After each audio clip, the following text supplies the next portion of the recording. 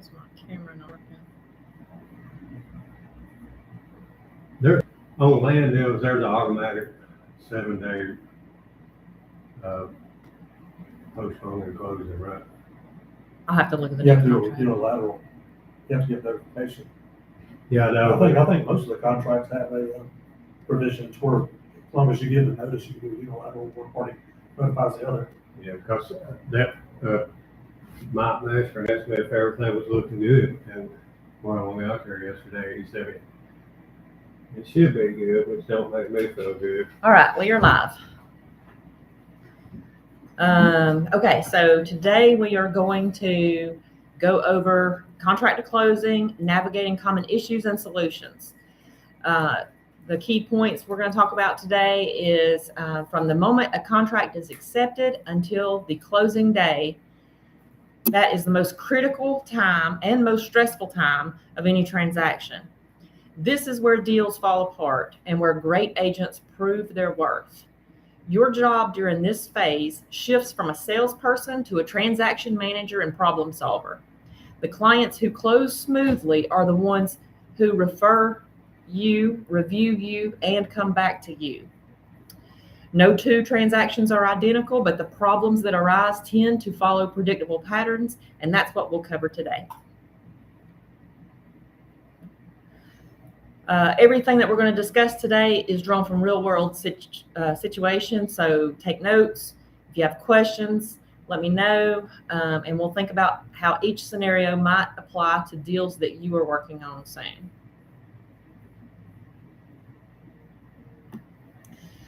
So we're going to talk about inspection issues, which is arguably the most common source of deal disruptions. Almost every home has something flagged on an inspection report, and the key is to know how to respond strategically. We're going to talk about financing and appraisals, which is money problems that surface mid-transaction, often more money than a buyer expects, or a pre-approval that's not guaranteed. However, underwriting is. We're going to talk about title and document issues, which is often invisible until the title search is done, which is what you are dealing with now, Tim. These can be slow to resolve, which is why early action is critical. We're going to talk about repair negotiations, which is separate from the inspection itself. Once the issues are identified, the negotiation over who fixes what and how can cause its own challenges. We're going to talk about closing delays. Even well-managed deals hit delays. Knowing how to handle them professionally keeps deals alive. And then we're going to talk about buyer and seller disputes, emotional and relational challenges that can escalate quickly if an agent doesn't step in with a calm, professional approach. All right, so here we go. The home inspection is often the first major hurdle after a contract is signed. Buyers who were excited about their new home suddenly receive a 40 to 80 page inspection report listing every imperfection, from major structural concerns to minor maintenance items. Without guidance from you, the buyer can panic and the seller can dig in. Your calm, informed leadership is what keeps deals alive. In almost every transaction, the inspection will reveal something. This is completely normal. The report that comes back clean is very rare. The inspection contingency gives your buyer a window, typically between 3 and 10 days, depending on what you've negotiated in your contract, to review the report and decide how to proceed. You have to know your contract timelines. As an agent, you are not a home inspector and should never offer your opinion on the severity of the defects. Your job is to help the client understand their options and facilitate the negotiations.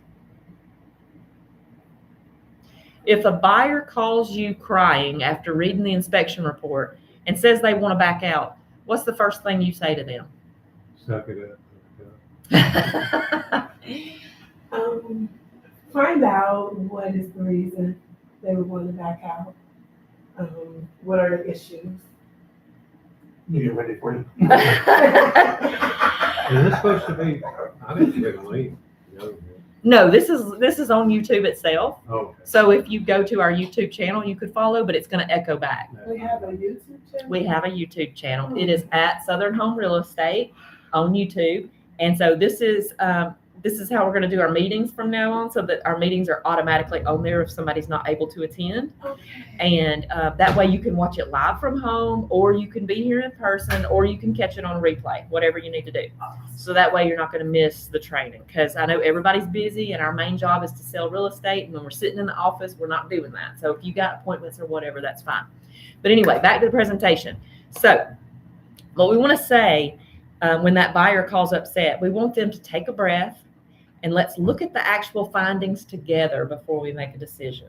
So we want to just go through that inspection line by line and talk about everything that the inspector came up with. The inspector's job is to find problems. Every house is going to have something. No inspection is going to come back clean unless it's a bad inspector. I mean, just to be quite honest. Even on new construction, inspectors are going to find something.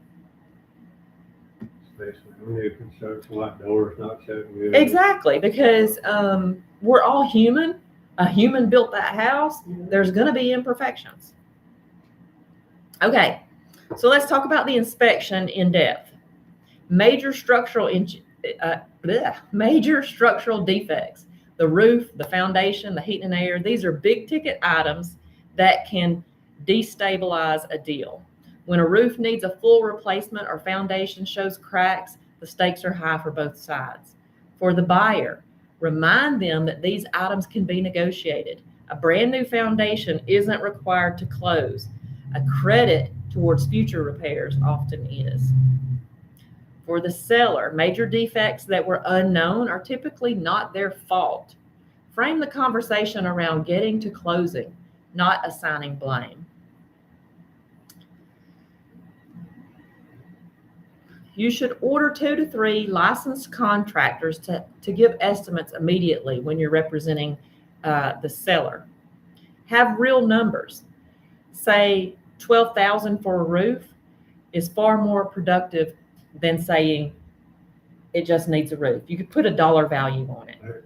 That cost comes out of their pocket, though, right? Well, if it depends on how you negotiate it. If you're negotiating a repair allowance to the buyer, then yes, at closing, that's going to pull from the seller's proceeds. If you are negotiating that the repair is done ahead of closing, then that's going to be something the seller is going to need to pay for up front or negotiate with a contractor to get paid at closing. That can happen either way as well. Yes, ma'am. Or could you do like not so much as a concession, but a lower dollar amount offer?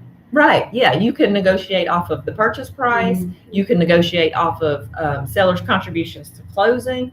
You can negotiate a repair allowance given at closing. All of that, yes, everything's negotiable. So it's whatever you can do to work out with that client to hold that deal together. That's our job from the time we put it under contract. We are a transaction coordinator, which means we want to hold that deal together all the way through to and through closing. So let's say a seller refuses all the repairs.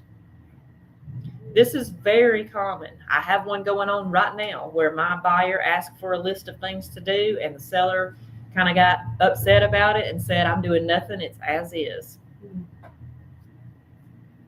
Oh, yeah. So first, yeah, you got one going too. First, you want to review the contract. If the buyer has a valid inspection contingency and the seller won't negotiate, the buyer does have the right to walk away and keep their earnest money. But you want to try a compromise. Even a small gesture from the seller, a $500 credit, that could save the deal. Help the seller's agent frame it as a goodwill gesture, not an admission of wrongdoing. So, sellers are going to get upset. I've taken good care of my house. It's in good shape. I'm not giving them anything. I already came off the purchase price, blah, blah, blah. Whatever reason they're giving. You just want to tell them, look, every side of a deal wants to feel like they're getting their best deal possible. The seller's going to want to get as much as they can. The buyer's going to want to get as much off as they can. So let's see if we can find some middle ground that works for everybody. So even to say, hey, we'll give $500 towards your closing costs in lieu of repairs, or off of the purchase price in lieu of repairs. That sometimes is going to hold your deal together, because the buyer is going to feel like, okay, we won, we got something. But the seller's also going to feel like, hey, we won, we didn't have to fix anything. So it helps on both sides. The survey, the listing agent said, okay, my buyers will pay $1,000 for the survey. So I told my client, I said, hey, the survey's $1,400. They're saying they'll pay $1,000. So Right, they're covering the majority of it. So can't you cover just this little bit to hold the deal together? And remind them too, at the end of this, you're walking away with X amount of money. This is a little drop in the bucket. And if you're not willing to do anything, you're going to get nothing. It's gonna be the same somewhere else. Yeah, too. and the chances are, if you go back on the market, now you know about these problems, you're going to have to disclose them. So chances are the next buyer in play is going to want them fixed just the same. So we have this deal locked in. Let's make it work. That's a good rebuttal. they should have been lawyers. Unpermitted additions. This is a title and legal issue as much as an inspection issue. Unpermitted additions like a finished basement, a garage conversion, an added bathroom can affect financing and a future resale. So you want to contact the local municipality, building, planning and zoning, find out if retroactive permitting is possible. Many jurisdictions will allow it. If the seller built the addition, they may need to pull permits and have it inspected and approved before closing. And in some cases, this is a reason for a price negotiation, or in the worst case, a contract termination. So with this, we've come across this before too. A lot of times it's closing in a back porch, making another room there. Finished basements are not as big of a problem for permitting, because appraisers don't typically count a finished basement as finished area because it's below grade. So that's not going to hurt you so much on resale as like a closed-in garage would. So they go back and pull, see if there was permits when they're Yes. always, So or I'm sorry, who? they do that always, like the lenders or whoever, what you're talking about. Like just say if I listed a house and it had a nice enclosed back porch that became the den or something. Yeah, when the appraisal is they're done, automatically gonna the underwriter is going to see that was garage got finished in on the appraisal okay. or whatever. And then that underwriter is going to want to know that it was permitted. So yes, they're going to go back looking for permits to make sure that it was done up That's to a good code. question to ask That was up my, front. that was a Yes, good question. so when I was you're gonna ask listing or selling a property and you see a conversion like that, The tax assessor signed it, so. yeah, the tax assessor will show whether there's been that. permits for it or not. Sometimes we may not know that there was additions or anything.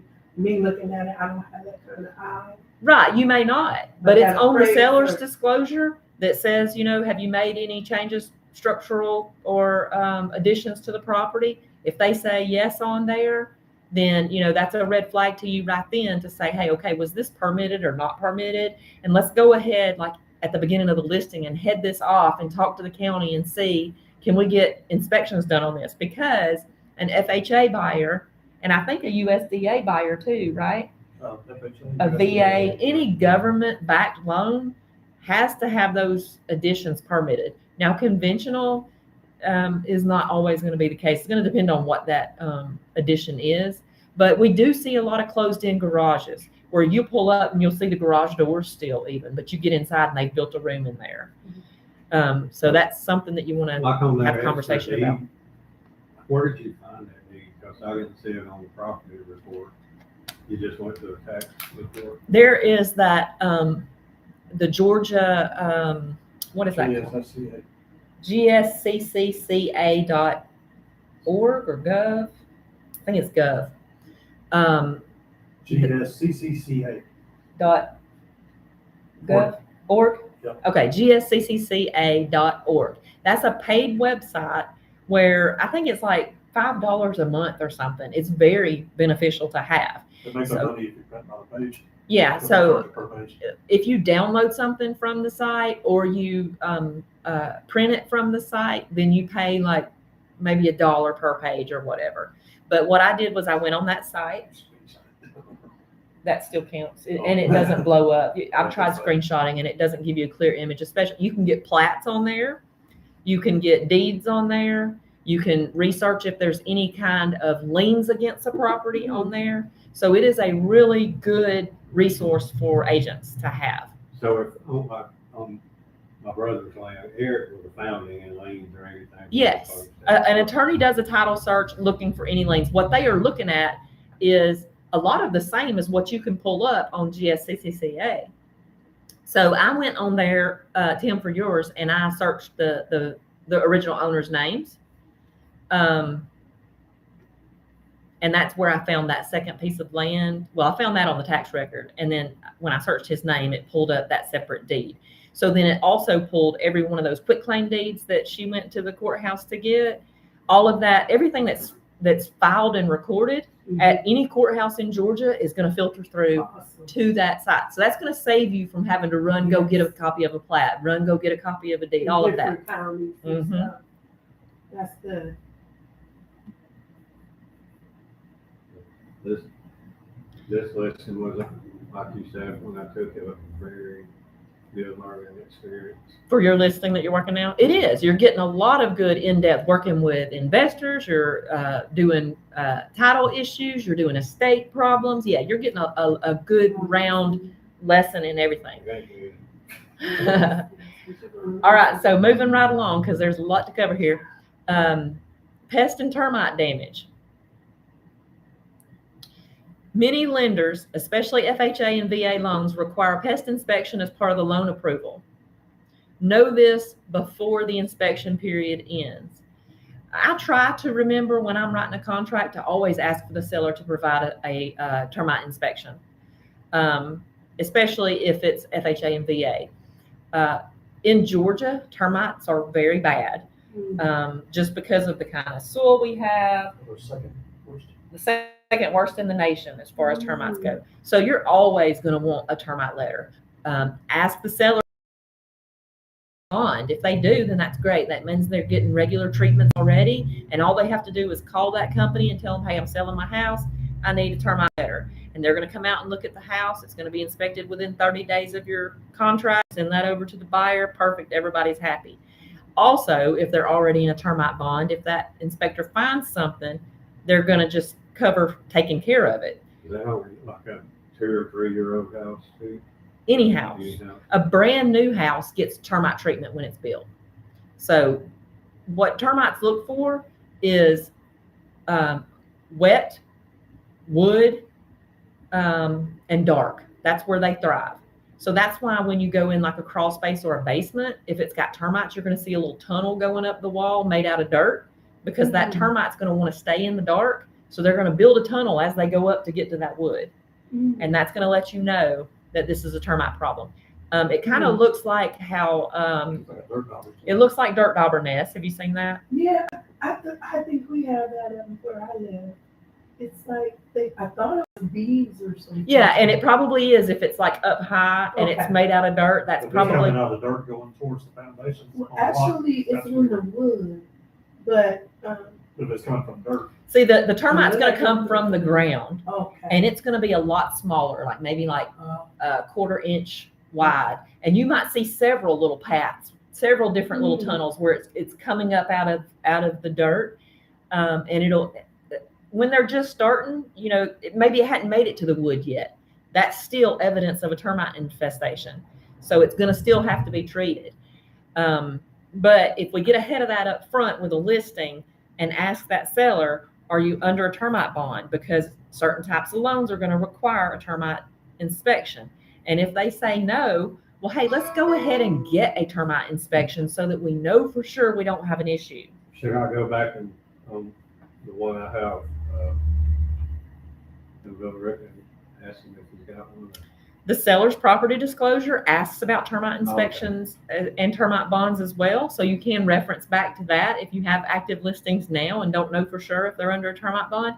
If they're not, yeah, go ahead and ask your seller, hey, how do you feel about going ahead and getting a termite inspection so that we have that to give to a buyer? It's going to show that we're proactive, we're taking care of the house, And if there's an issue, we're going to know up front so that we know the cost and what we're going to have to do to deal with it, because that's going to be a problem once we go under contract, regardless who buys it.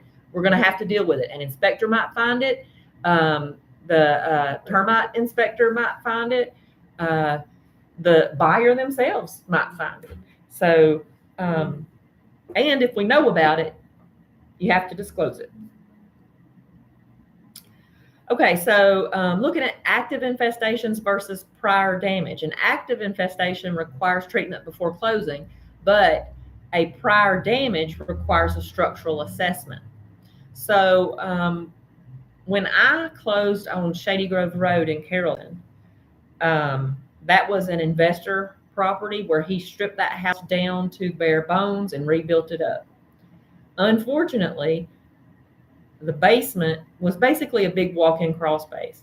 And way off in the far corner, in the dark corner, we never noticed it. He didn't notice it. I didn't notice it. We didn't get a termite inspection up front. Buyer's inspector says, hey, there's termites in here. So we call a termite inspector. He comes out. He gives us a price on treating it. The termite bond that inspector gave was for retreat only. So my buyer said, I'm not real comfortable. We already know there's been termites here. Yes, it's great that you've treated them, but I'm not comfortable with just a retreat only bond. I want a bond that's also going to cover damage for any future termites. So you got two different options there. The retreat's cheaper. The damage treatment is going to be more expensive for whoever's having to pay for that termite bond, but it's also better protection for the buyer, because should termites get in there and they don't notice it quick enough and some wood gets eaten up or whatever, they're not going to want to have to just have the termite company come out and spray it and leave the damage there. They're going to want it fixed. So the termite company that my seller chose to use does not do repair bonds. They only do retreat bonds. So then we had to go find another termite company who was not going to guarantee the first termite company's work. So we had to retreat the house all over again to get that repair and retreat bond. So see, that was a big issue that could have been a deal killer. Do they jack the price up on that like surveyors do when they know you gotta have it for closing?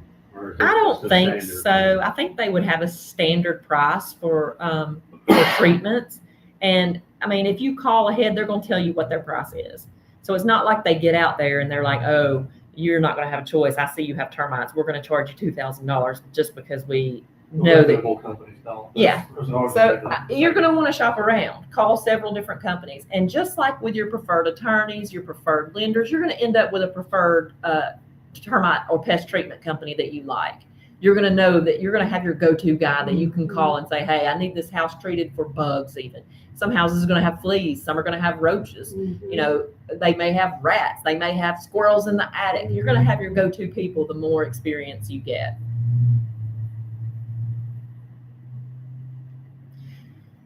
So again, when the emotions are running high, and they will be, it's your job to be the most rational person in the room.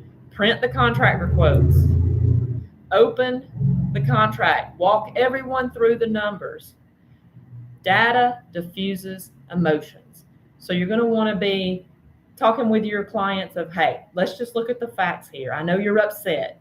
I get it. I would be too. But let's look at the facts. Here's what it's going to cost. Here's what has to be done. Here's what we're going to have to do to move forward. And it's your choice. Are we going to go forward or not go forward? Anytime something comes up in the due diligence that the seller doesn't want to take care of for the buyer, or the buyer is not okay with going forward from there, you got the option of terminating the agreement. But we want to do whatever we can to hold it together. We want to come up with solutions. We don't want to just say, oh, well, that's dead and walk away. Your job through this whole process is to be the calm in the storm. Your clients are going to be looking to you for advice, and they're going to feed off of your emotions. If you're freaking out, they're freaking out. If you're calm, they can freak out and then calm down. So just try to always remain the calm in the storm. All right, now we're going to look at some financing problems and appraisal problems. Why this matters. Financing is the engine of almost every real estate transaction. When that engine sputters, whether due to a loan denial, a low appraisal, change in the buyer's finance situation, the deal is at serious risk. New agents are often caught off guard because they assume the pre-approval letter means the financing is secure, and that is not always the case. Pre-approval is like an estimate. The loan is not real until underwriting has cleared it. So we'll look at the differences between a pre-qualification and a pre-approval and a clear to close. That's 3 different stages in the loan process. Is almost meaningless.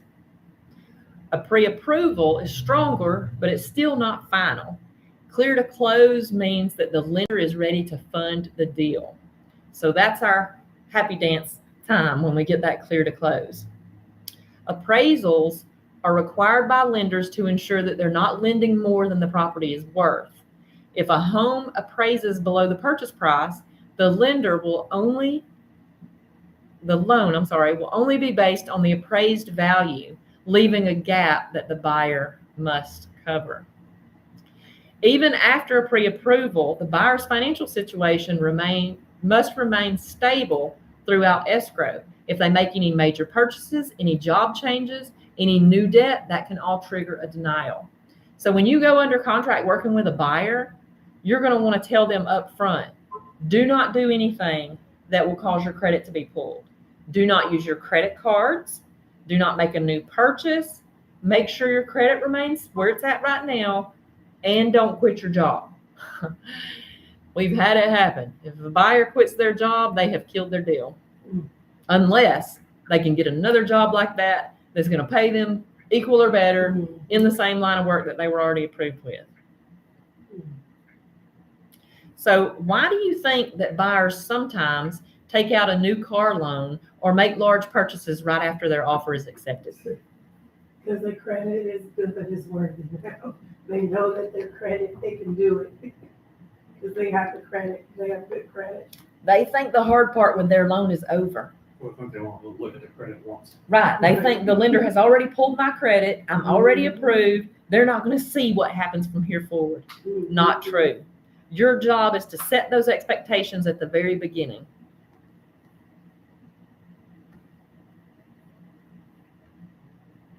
Loan denials after contract execution. This is every agent's nightmare, but it happens. Common causes is undisclosed debt, a recent job change, or something unexpected in a background check. The first step is to contact the lender immediately to understand the specific reason for the denial. Sometimes it's fixable. Maybe they're missing some documentation, or maybe they can dispute a credit item. Sometimes people will have something show up on their credit report that they were not even aware of.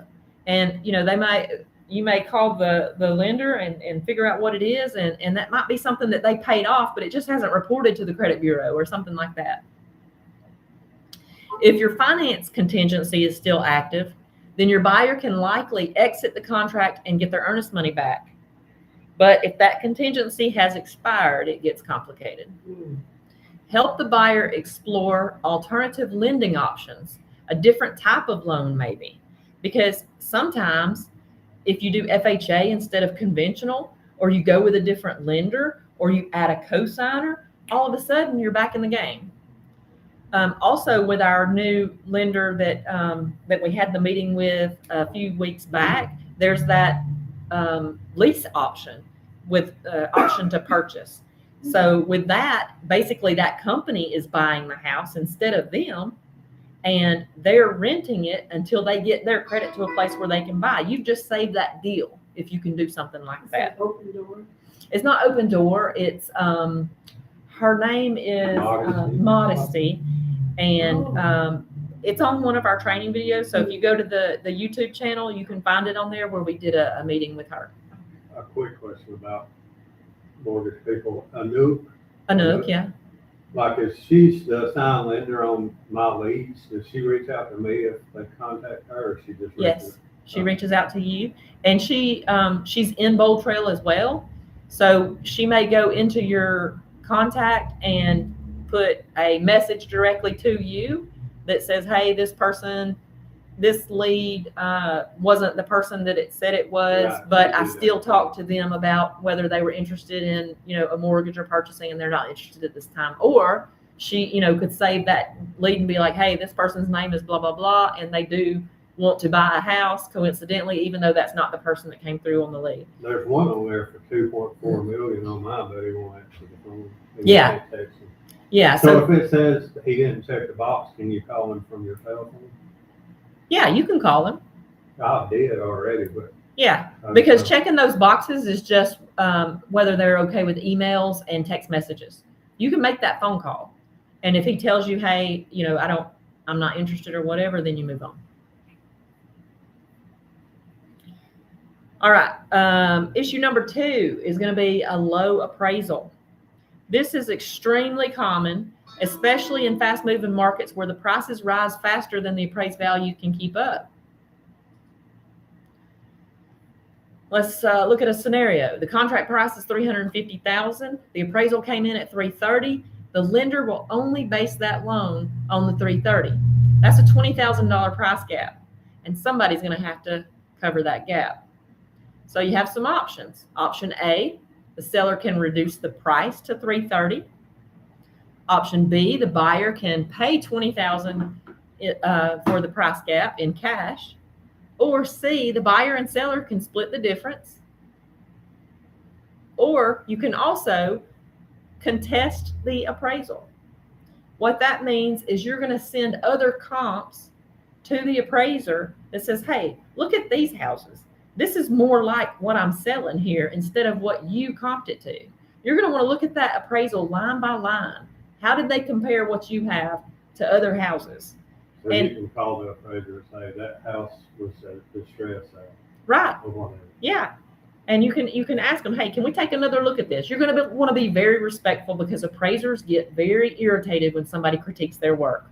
Like anybody, they feel like they did a good job. It's done. They're ready to get paid and move on. And when you dispute an appraisal, you're putting them right back into one that they've already dealt with and finished.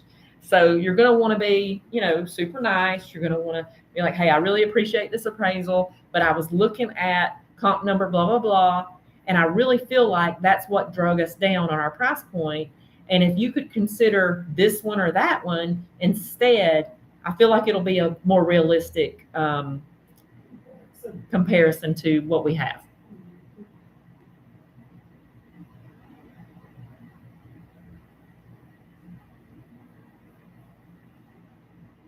I was just catching up where I'm at here. Okay, so you're going to want to work really closely with the lender at this point. When the appraisal gets ordered, you're going to want to stay in touch with that lender. The listing agent is going to get a call when the appraiser goes out. The lender is going to tell you when that appraisal is due back if you're on the buyer's side. Once that appraisal is due back, you're going to want to be in communication. Hey, did you get the appraisal? Did we come in good? Was there any required repairs from the appraiser? That's different from your home inspection. On FHA and VA houses, the appraiser could say, this is an issue that's going to have to be taken care of in order for this house to get this type of loan, because they have a set list of rules for VA, what they require in the house. They have a set list of rules for FHA. It could be things like the pickets on the porch might be too far apart, or there might not be a rail and the porch is too high off the ground. A home inspector might not call that out because the rail, it doesn't look like it would need one, or it's got a rail there and the pickets are just a distance apart. The home inspector might be like, hey, that's fine. But an appraiser could say, no, that's not going to meet the requirements of FHA. The lender orders the appraisal, right? The lender orders the appraisal, yes. And then they tell, what you just said, they tell you. Yes, So if you issues need- come back. So first, the lender that you're talking to is going to get the copy of the appraisal, and then underwriting is going to look at it. And any issues that's in that. So they may say, yeah, we've got it in, we're reviewing it. I'll let you know. It came in at value. I'll let you know if there's any issues. So when the underwriter reviews it, anything that appraiser called out, then they're going to come back and say, okay, we got an FHA loan here. The porch railing pickets are too far apart. And just so you know, it's 4 inches, isn't it? Usually, basically like your fist or a softball. or a foot. Huh? Foot, fist. Yeah, anything about that size. So you can kind of eyeball it and know if your pickets are this far apart. The thing about it is they don't want it to be where a child can fit their head through Right. it because that's dangerous. Mhm. And government-backed loans really want to make sure that the house you're getting is safe. Yeah. So they call out things like You ground get fault, sued, you may not be able to make the payments. ground fault outlets near water. So in your kitchen and bathroom and outside, they're going to have those outlets that, would pop the breaker Yeah. on the outlet. And sometimes those are daisy chained together. So if you got one ground fault in the kitchen and all the rest don't look like they are, they're probably daisy chained to that one, which means if something goes wrong on that one, it's going to pop the breaker on this one. Mhm. Sometimes it's just one in the bathroom and all of the ground fault stuff triggers off that one bathroom one. So that's something that the inspector can check on. But usually if you're on the seller's side, the homeowner's going to know because at some point they would have popped that and had to reset it.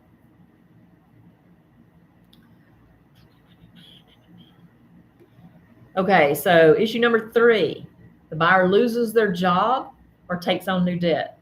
This is preventable if you have that conversation up front. You tell them from now until closing, do not change jobs, do not take on new debt, do not make large cash deposits, and do not co-sign on anybody else's loan. If a job loss happens, contact the lender immediately. Some programs allow for quick reemployment verification. Others will require the whole deal to be reconstructed. Say they got new debt, a new car loan or a new credit card. The lender will pull a soft credit pull right before closing. And those new debts can change the debt to income ratio and kill the loan. Even a bunch of inquiries. Huh? Even a bunch of inquiries. Yes. Car dealers. Mhm. Mhm. Talk about 10 at one time. Right. If you've got a buyer whose credit score is on that line Mhm. and they went out, buyers, they love to have new furniture in their new house. Yeah. They go out to the furniture store and the furniture store says, "Oh yeah, we're not going to pull your credit or anything. We're just going to, it's Soft pull. yeah, it's a soft pull, just to make sure we can see what you can do, blah, blah, blah." And they're going to sweet talk them because that's a salesman too.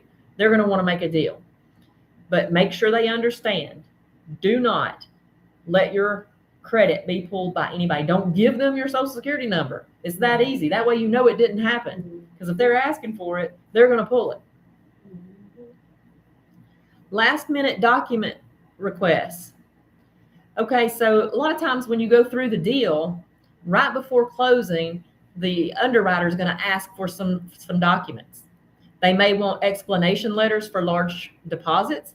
They may want proof of a rental history. They may want additional tax returns. They may want clarification on some self-employment income. They may want a more recent check stub. They may want a more recent bank statement, any of that, and the buyer's going to feel like, what do they want next? My firstborn or some blood or an organ? Because it is a lot, but you have to remind that buyer through the process, hey, they're giving you a lot of money and trusting that you're going to pay it back. So they want proof that you can afford it. So don't let them get upset. Tell them, hey, this is the process everybody goes through. It's nothing personal against you. This is just what they have to do in order to meet the requirements. You can establish a document checklist with a lender at the very start of the escrow. You can say, hey, what documents do we need to have ready so nothing slows us down? And again, when you work with your preferred lender, you're going to know that up front. You're going to have that rolling off the back of your mind, or you may have it where you can print it out and give it to a buyer. Okay, we're signing a contract. We got it back on both sides. I'm emailing you a list of documents that your lender's going to need so that you can go ahead and start collecting these. You can create a shared folder with your buyer that they can drop documents into when requested, like on Dropbox. With that, you can put the property address, let the buyer put their documents straight into that, so that if the lenders lose stuff, they're human. They get, they may have 50 deals going at once when things are running great. And, it might have got lost in an email and not put into their file on the lender end. Buyers get frustrated. I already sent that to them. They already have that. They should already have that. Well, if you've got it in a file as well, or you can even say, hey, anytime you send documents to the lender, go ahead and copy me on that. Just in case it gets lost, I'll have it too. And you don't have to go back searching for it again. I can just shoot it to the lender right away. So that's things that you can do to We head need to off. load all that into Bold Trail if they send it, or just keep a folder in our email. You can put it in Bold Trail and unsorted documents, or you can have a separate, it's up to you. We don't really have a limit on Bold Trail document space wise, but if you have your own Dropbox, you will be limited. So, it might be better for you to put it on Bold Trail. You can also, if you have it on Bold Trail, you can share immediately to the lender from Bold Trail too. So that might be the easier process for you.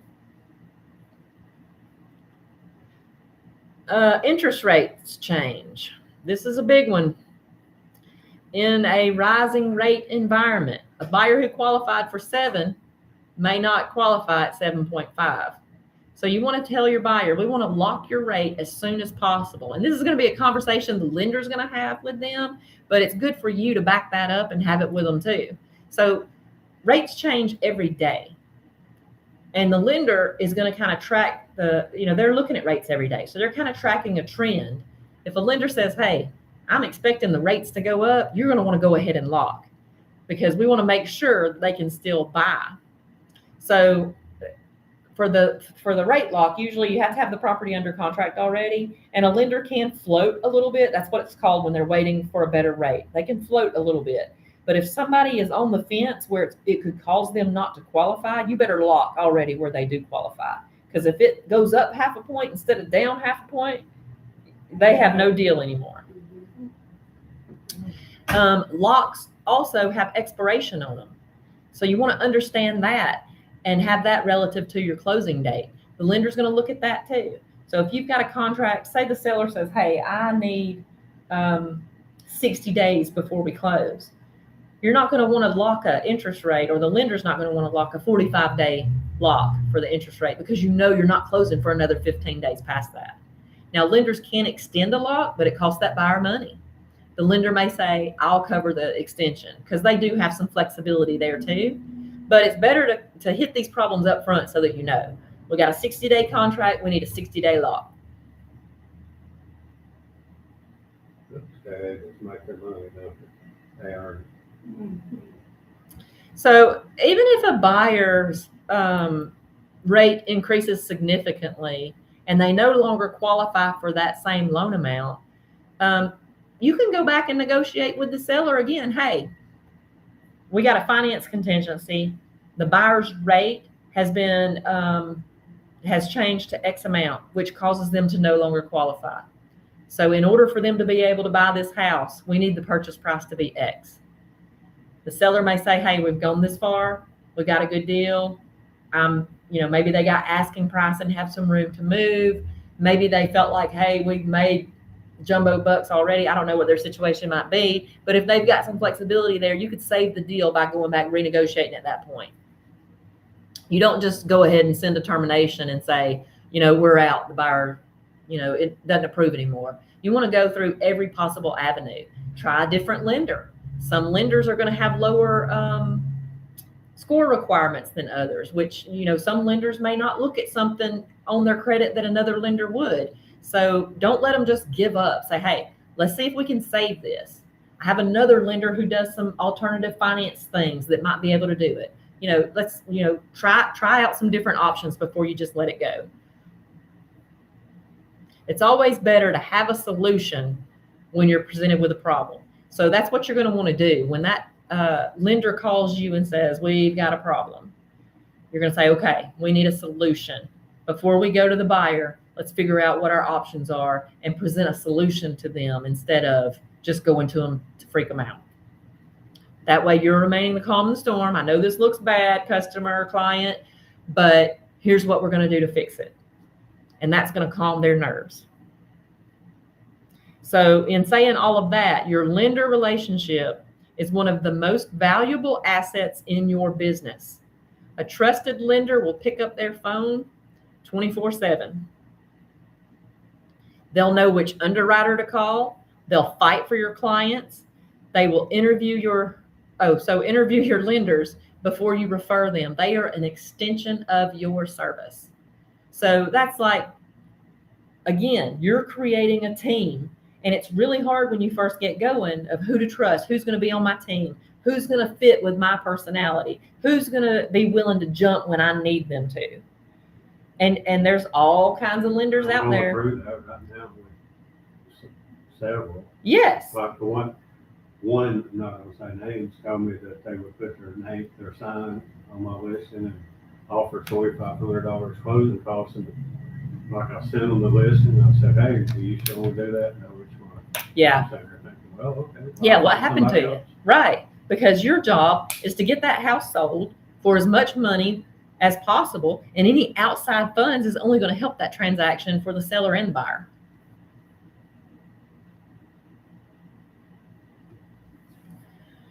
All right, now we're going to look at some title issues. Tim is all up in this neck deep right now. Title is the legal foundation for every real estate transaction. When you sell a home, you're not just transferring a building, you're transferring legal ownership.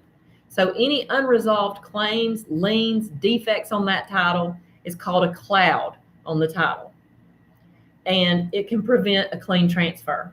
These issues are invisible until the title search is conducted, which is why ordering it as early as possible is important. Now, some attorneys won't order title until you're through with due diligence.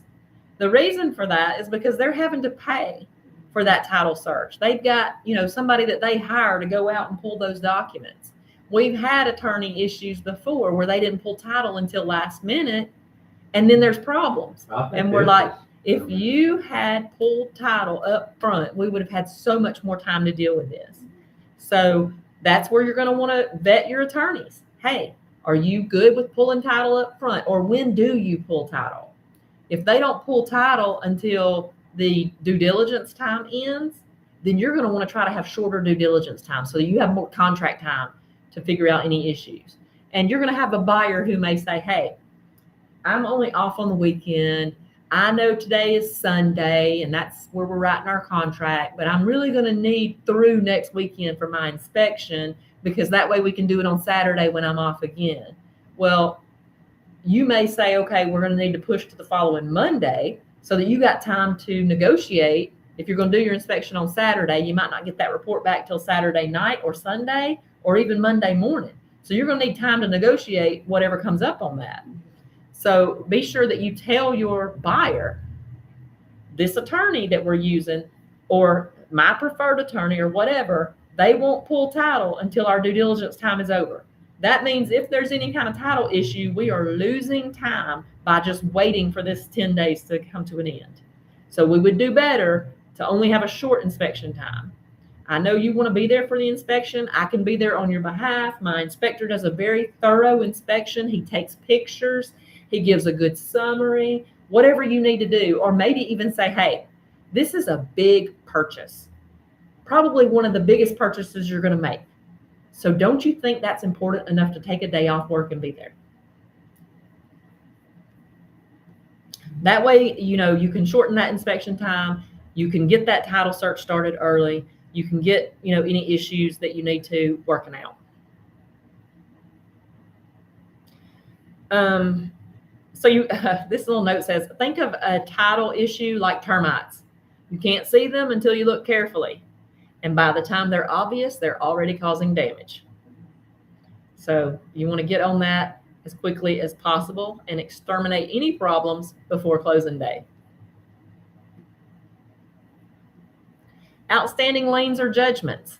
Liens are legal claims against a property that must be resolved before title can transfer. Common types is a mortgage lien, which is expected. You want to pay off that seller's current mortgage, and that can be handled at closing, of course. Mechanics liens. This happens a lot on new construction. A contractor, a subcontractor, or a supplier didn't get paid for the work that they did. So they put a mechanics lien against the property. That doesn't go against the builder, that goes against that house. And sometimes that can be put on without the homeowner even knowing it. There can be tax liens, which is unpaid federal, state, or local taxes. There can be IRS liens. There can be judgments, a court judgment against the seller attached to the property. Once a lien is discovered, you want to get it paid off and get a payoff in writing from the lien holder. Most liens can be paid at closing from the seller's proceeds, but you need to know that exact amount early. There can be boundary disputes and encroachment issues. Surveys reveal the exact legal boundaries of a property. Encroachments happen when a structure, such as a fence, a shed, a driveway, crosses onto a neighbor's property. Minor encroachments, like a fence a few inches over the line, is often resolved with an easement or a written agreement between the neighbors, but major encroachments like a garage or an addition onto the neighbor's land is far more serious and can require legal action or even demolition. You want to always recommend a surveyor for any property where the boundaries are not crystal clear, especially rural properties or lots without buildings. Missing heirs or estate complications. Tim, when a property is being sold as part of an estate, multiple heirs have ownership interest. If not all heirs are identified and sign off on the sale, the title is not clear. This is more common than you think, especially when estates haven't been probated, which is what Tim is dealing with now. Resolution often requires a probate attorney, and it can take months. Well, if you do it by yourself, like they did, it's been 3 months and it was supposed to be done, Yeah, it can take months to get it through. but it wasn't done. If this surfaces mid-transaction, you want to loop in legal help immediately, which is what we did with Tim's. We found out he's got a property under contract. They probated it themselves. However, there's another piece of the property that's deeded separate that did not get probated from a previous owner from the one that they probated. So it's a big mess. Estate sales with a court-appointed administrator or executor are generally cleaner because they have a legal authority to sell. So what this is meaning is it's been through probate and somebody has been appointed on title to sell this property. HOA violations and unpaid dues. In HOA communities, unpaid dues and special assessments or unresolved violations can be a cloud on the title and create post-closing liability for the buyer. Request an HOA closing letter early in the transaction. So you're selling a house, you know it's in a community that has swim and tennis, you know on the disclosure that it's got a HOA. Make sure the attorney has that information and tell them, let's go ahead and get an HOA closing letter ordered in case there's a problem with it. If you're on the seller side, let's ask some questions. Have you gotten any letters from the HOA, any fines, any issues that the HOA has had? Do you know what they charge to transfer to the new buyer? Because there's fees associated with that. If the seller has unpaid dues, they can be paid at closing from the seller's proceeds, but you want to get that amount in writing from the HOA, and that can delay closing. We've had closings before where we're just waiting on the HOA to send us over the closing letter so that the attorney can know how much to put on that statement. If there's any unresolved violations, again, that's going to be on the association disclosure. If there's an unauthorized fence, if they painted something with a color that wasn't approved, the seller may need to remedy those things before closing, because if they don't, that could cause assessment fees to your buyer once you're closed. Because once that buyer owns it, if there's something against the HOA, it's the buyer's problem at that point, no longer the seller's. Larry, have you texted them yet? I don't know. I haven't got anything seconded. There could be deed errors or incorrect legal descriptions. Again, a problem on the one that Tim. So Tim's dealing with this estate sale where it didn't get probated properly, doesn't have a survey, so the corners aren't for sure, and it doesn't have a legal description because there was never a survey done to this specific property. So the legal description in place is old from back when it went from the center line of the road to the neighbor's property behind. And so there was no allotment for easement, for the road easements for either side or setbacks off of the road. So the acreage amount that's shown on the tax deed or tax report may not be what comes back on the new survey, because there's going to be some easement there. Of course, it may not be a big amount. It depends on how much road frontage you have, but it's still, now a survey is required because we've got to get that legal description and we've got to know exactly where the corners of the property are. And we need those two pieces combined to one. So the one piece can't be, since Connie had everything signed over to her and that got probated and Cody was in charge of it, can that one piece not just be combined with that without being probated? Since it's already. No, because it's two separate owners. Mm. Mm. I'll just look at it. Okay. Mm.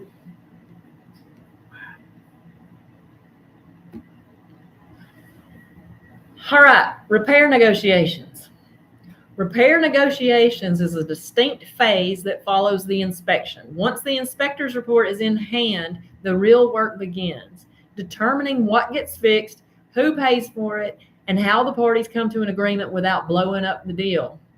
This is one of the areas where a skilled agent adds the most value to their client. The agent's role: you are not a contractor. You are not an appraisal. You are a professional negotiator and advisor. Your job is to help your client identify what matters most, quantify the cost, and present reasonable requests that the other side can accept without feeling attacked. The mindset to share with other agents. Repair negotiations are not a second bite at the apple for the buyer to renegotiate the price. They're not an attack on the seller for the condition of their home. They're a professional discussion about material defects and how to address them before closing. Imagine you're representing the seller. The buyer just submitted a repair request for 22 items, including a chipped cabinet door, a dripping faucet, a missing GFCI outlet. How does your seller feel? And how do you respond? This helps the buyer's agent understand the perspective and the seller's agent understand the importance of coaching your clients on reasonable responses. So if you got this report back and you got 22 items there, so I would say, let's look at what's most important to you out of these 22 items. To me, that missing GFCI is number one. That could kill the deal because financing is not going to allow it. Dripping faucet, I mean, that's a very cheap fix. You said you didn't like the faucet anyway and was going to put a new one in. The new one's not going to drip. This one just probably has a bad little O-ring in it, something small. It's, it's not huge. And chipped cabinet door, come on. It's not a brand new house. The cabinets are not going to be perfect. You saw that when we looked at the house to start with. You knew it was there, and yet you saw the value in the house even with the chipped cabinet door. Let's look at the GFCI and move on, This is good stuff. This is good stuff. Yeah. Okay, so let's say that the buyer and seller can't agree on the scope of work to be done or a credit. This is the most common repair negotiation breakdown. The buyer wants $8,000 in credit. The seller's only offering $2,000. Let's start by categorizing the repairs into health and safety items, which are non-negotiable and must be addressed. Major system issues, which is very strong negotiating position. And then cosmetic and maintenance items. This is a weak negotiating position. This is going to be, so usually we'll take the cosmetic and maintenance because that's just things you're going to expect with a house. Unless if it's brand new and they didn't put the drip line for the condensation line out far enough from the house, we want that moved, known better when they built it, that sort of thing. A well-structured initial request that focuses on the first two categories gives you far more credibility and often gets better results than a shotgun list. Think about it if you were on the seller's side and you get this amendment to address concerns and it's, lengthy. First thing you're going to think is this is ridiculous. Because it's a good house. You've been in it. They've been in it. The other agent's been in it. It's a good house. So why are they nitpicking all these different things? So it's going to be important to you to display your amendment into those three categories. Let's look at some structural issues. Then let's look at some mechanical issues. And if there's something cosmetic that, the buyer is just adamant about having on there, that's going to be bottom of the list. And you're going to tell them, this is the things that if they come back without this, we've still got a good deal here. For the things that need to be fixed, let's go ahead and set up some contractors to come out and give some estimates for repairs. The lower than what a seller is expecting.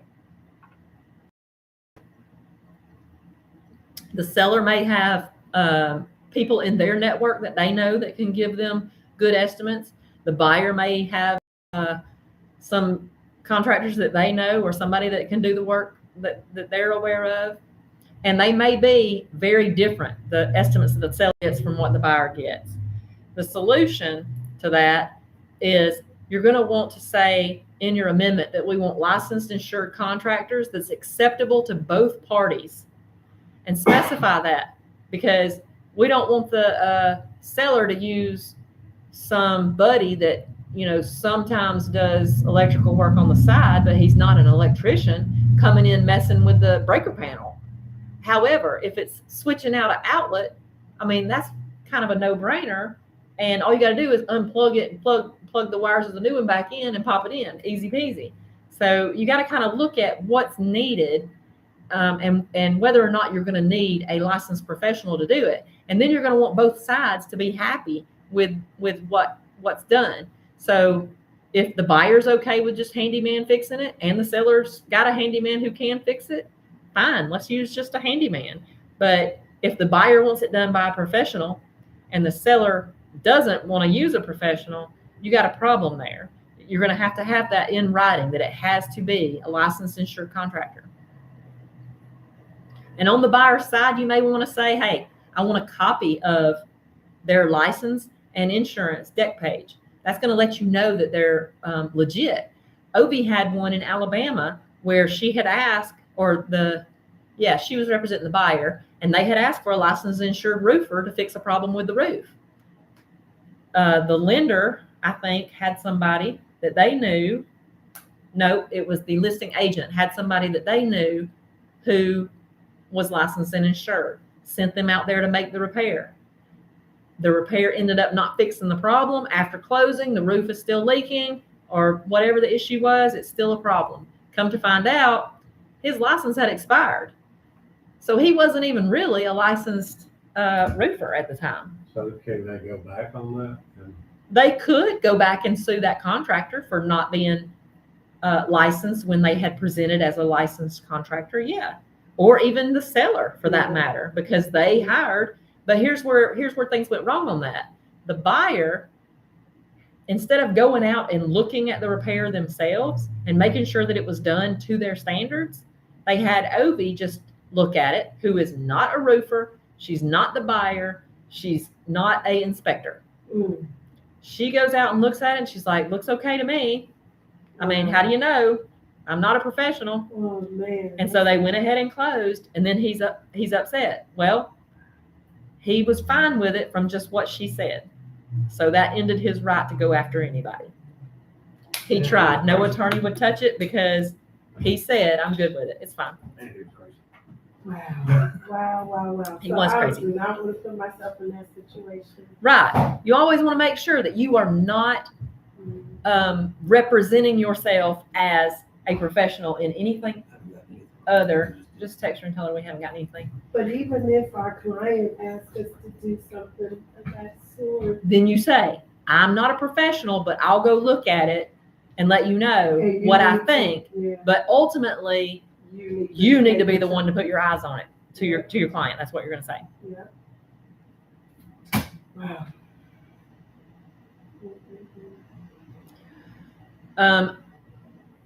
So let's say that you had the seller make some repairs, and the repairs are inadequate at your final walkthrough. Again, prevention. Require a reinspection by the original inspector. Whoever said there was a problem, or the contractor, whoever said there was a problem up front, ask them to come back out and make sure that that problem is fixed, instead of you being the one to go out. If the buyer finds that the repairs are inadequate at a walkthrough, that's not the time to litigate. You have to document with photos, get a professional assessment, contact the listing agent calmly, and then see if you can do a small escrow holdback for incomplete repairs. That's your fastest solution. Never let walkthrough disputes become a closing day blow up. Try to address it 24 to 48 hours before closing. So with repairs, when I write up my repair amendments, I usually say that I want these repairs completed prior to, or 5 days prior to closing, something like that. And then when that time limit ends and it's 5 days ahead of closing, I want to go out there with my client or get the contractor out there or whatever and make certain that those repairs are done. Your final walkthrough on closing day is just to make sure that a tree hasn't fell on the house, the seller didn't walk off with the air conditioner, somebody didn't break in and steal the plumbing. Yeah, all of those kind of things. You want to make sure the seller is out of the house. That's what you're looking at on your final walkthrough on closing day. That's not time that you've missed the time when you should have went back on repairs that should have been done. So if your repair addenda does have a deadline, again, you want to make sure you get out there and do that reinspection. Make sure that you have any deadlines in your contract on calendar reminders for you. In Bold Trail, on our contract checklist, on the buyer and seller side, you can add your deadlines on each of those. And when you do those, it's going to come up red on your tasks of things that you need to take care of when that deadline is approaching. I would set mine a day ahead, because you don't want to be on the day that's the deadline and freaking out running around. If you get that a day ahead, that gives you 48 hours instead of the 24, really instead of 12. Because if you get it the morning of the deadline, you've really only got until the end of that day. And you may not be able to get somebody out there same day to look at the repairs or whatever. You may have to do a amendment to extend that deadline or whatever, or extend the closing so that you can get the issues taken care of. Never assume verbal extensions are enforceable. That's something else we want to talk about. Anything you have to extend on your contract, make sure it is in writing and signed by all parties before that deadline comes. Like for instance, on your survey where you've got the buyer willing to pay $1,000, there needs to be an amendment that says a new survey will be obtained by the seller. The buyer will contribute $1,000. When? At the time of the survey, or at closing, or when? And everybody signs that. That way there's no going back on it. Needs to be everything in writing.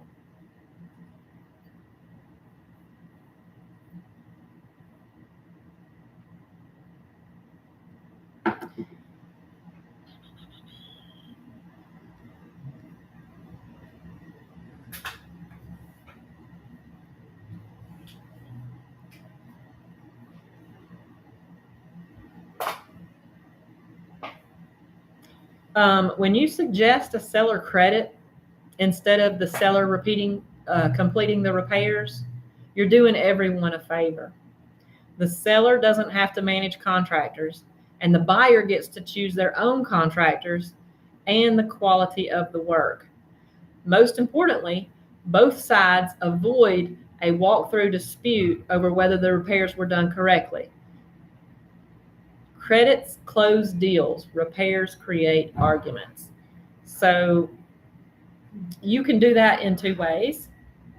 You can say at closing, the seller will give the buyer a credit of X dollars for making the following repairs.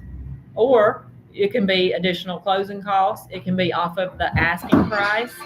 It can be specific contractors. At closing, the seller will issue payment to whoever to complete whatever repairs. That way it gets done after closing to the contractor that the buyer wanted, to the quality of work that the buyer wanted. Closing delays. Everyone has the closing date circled on your calendar. The movers are scheduled, the leases are ending, new appliances are ordered, and hopefully they paid cash. When the closing date moves, even by a few days, the domino effect can be enormous. Understanding what causes delays and how to get ahead of them is one of the most practical skills you can develop as a new agent. Closing delays are not always failures. Some delays are simply the result of normal transaction complexity. What matters is how you manage them, specifically whether you communicate proactively to solve the problem before it becomes a crisis.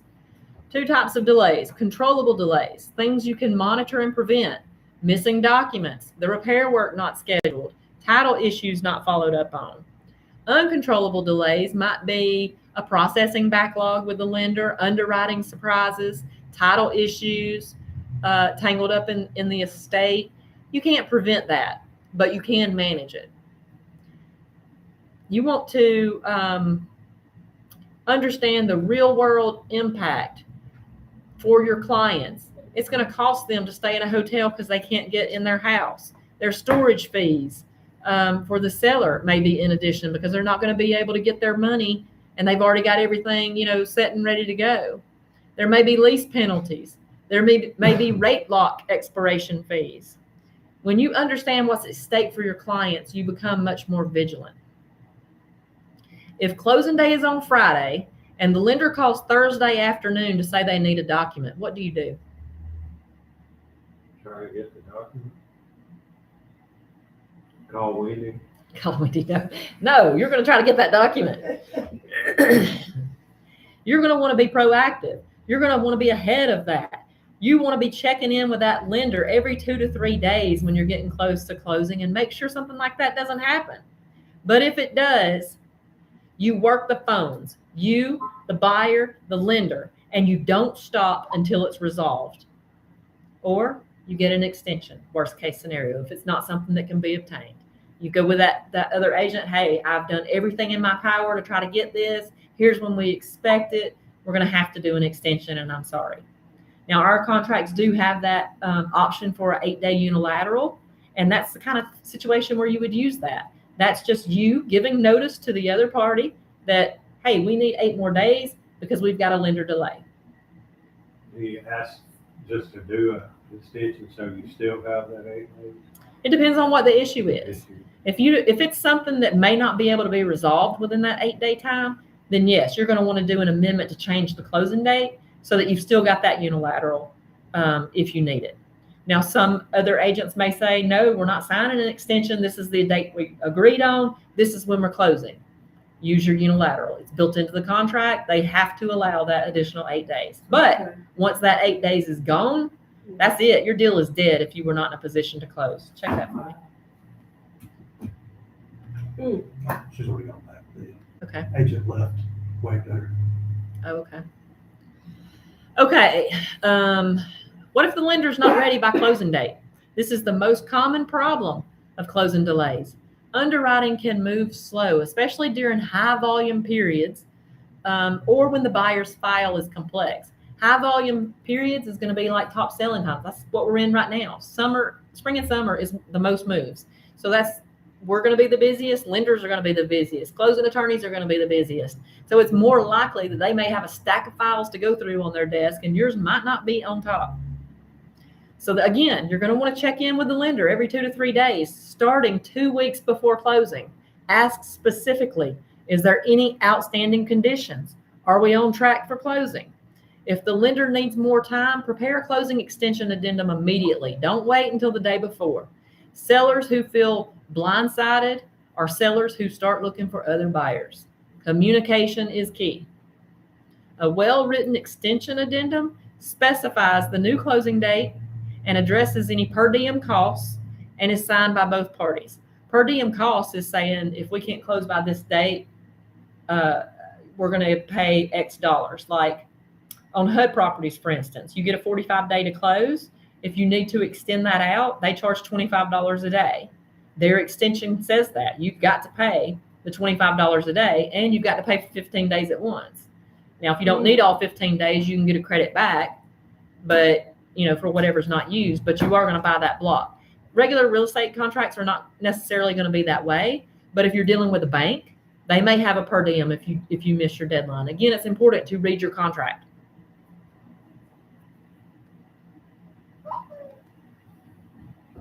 What if your seller can't get out in time? Moving is hard. Sometimes, Tim again, sometimes, same house. I'm telling you, he's got every problem you could have going on that same house. It's just they won't. Sometimes sellers realize too late that they need more time in a property after closing. The best solution is to have a post-closing occupancy agreement. This is also called a leaseback or holdover agreement. The seller pays the buyer a daily rent.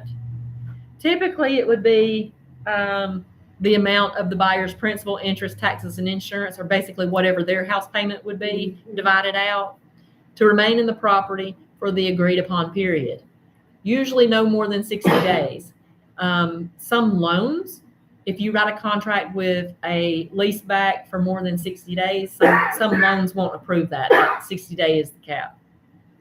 You want to set clear terms, the daily rate, the last day of occupancy, the security deposit held in escrow. The agreement should specify that the property must be returned in the same condition. And again, we have a form for this in our GAR forms. Use that standard form because it's going to cover all of this for you. Attorneys spend a lot of time to make all these papers and cut all these trees down so that we have them available to protect us through transactions and to protect our clients.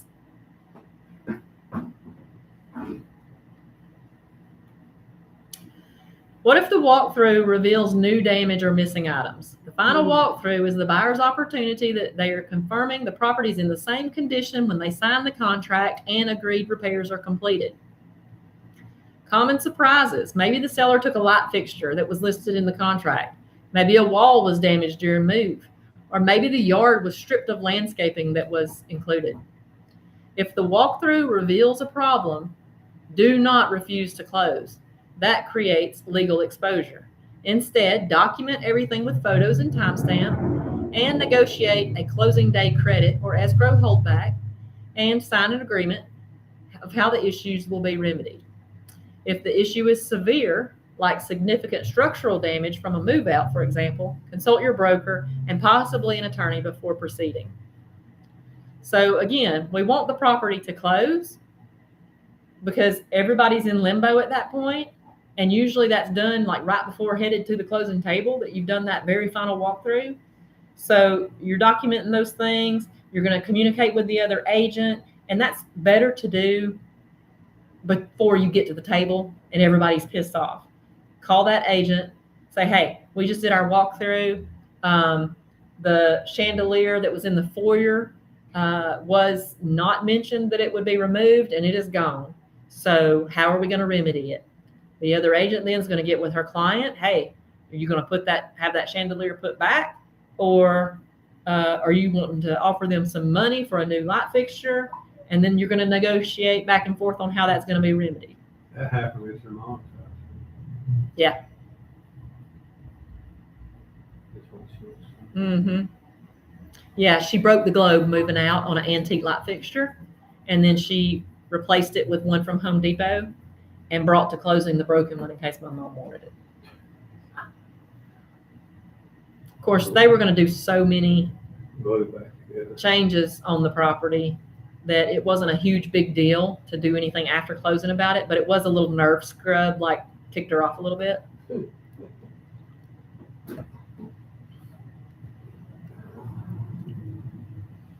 Closings require a coordinated appearance by multiple parties, the buyer, the seller, the title officer, sometimes the title officer meaning the closing attorney, and sometimes the lender. So you want to make sure that when you're scheduling, you've confirmed with everybody that time is going to work. You don't want to, just take it upon yourself to say it's convenient to me to close at 10 o'clock in the morning. That's what we're going to do. You're going to want to make sure that all parties are in agreement because you need everybody at the table in order to make that closing happen. If there is scheduling conflicts, you can do what is called a split closing. That's where one party is signing at one time and the other party is signing at another time. You're going to make sure that's okay with the closing attorney because that's twice that they have to show up too. Wire fraud. That's another big problem. Never send wire instructions via unsecured email. Always verify the wire instructions by phone before your client sends any funds. Instruct your buyer to wire their funds 24 to 48 hours before closing, not the morning of. Same-day wires frequently fail to post in time for closing, which is going to cause a closing delay. Cannot tell you how many times we've been sitting at the table. We're just waiting for the funds. And, everybody signed everything, but a wire hasn't come through. It could be the lender's funds. It could be the buyer's down payment funds. It could be funds from their other house that the buyer sold that's paying for the house that they're buying. So it's always better to have that stuff wired 24 to 48 hours ahead so that the attorney has it sitting there and knows and can fund at the table. Now, if it's a back-to-back closing on a property sold versus, and then a property bought, I always try to get those at the same attorney's office. That way that one attorney knows that the funds is there from the first one so that he can go ahead and go through with the second one. Let the title company confirm any wires that are sent, any wiring requests that they have.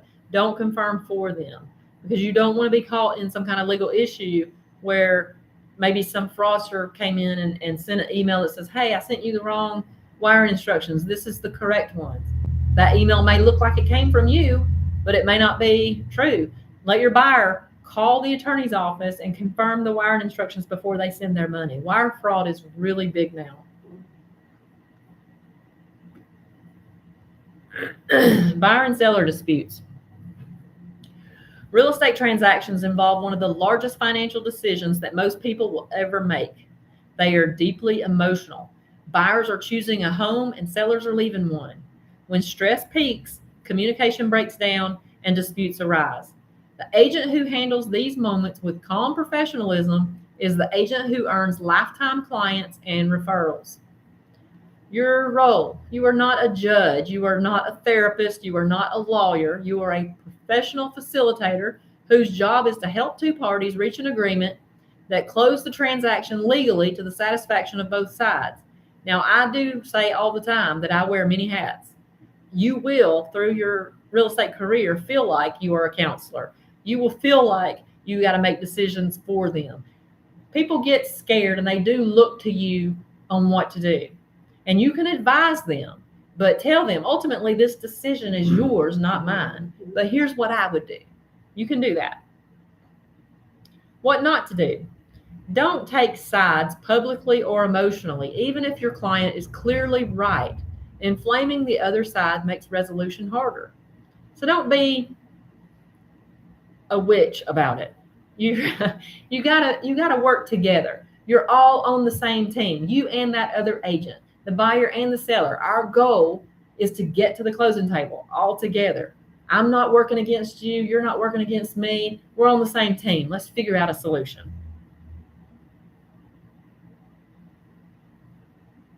Don't make promises about legal outcomes. Don't tell your client you're definitely going to get your earnest money back. That's never something you should say without consulting the attorney. Don't communicate angry messages between the parties. You are a filter, not a megaphone. So say the seller is pissed off about the repairs that the buyer asked for, and you're on the listing side. Don't call that other agent and be like, your client is an idiot. We're not doing all of this. This is stupid, whatever, Don't blow up.